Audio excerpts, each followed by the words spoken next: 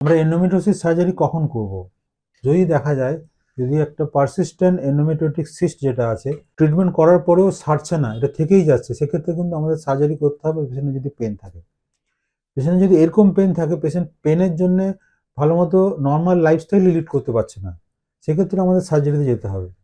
যদি দেখা যায় পেশেন্ট আমার কাছে 6 থেকে 8 মাস বা 6 মাস থেকে 1 বছর ট্রিটমেন্ট করছি আমরা, কিন্তু প্রেগনেন্সি আসছে না, সেক্ষেত্রেও কিন্তু আমরা সার্জারি করা লাগতে পারে।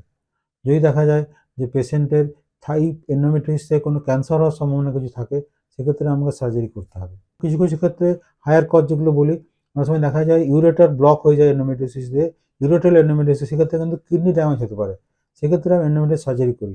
বায়োল এন্ডোমেট্রিয়াসিস থাকে, এখানে ক্ষুদ্রান্ত্র বৃহদান্ত্র এগুলোতে এন্ডোমেট্রিয়াস হয়ে যায়, সেক্ষেত্রে আমাদের সার্জারি করা দরকার হয়ে পড়তে পারে।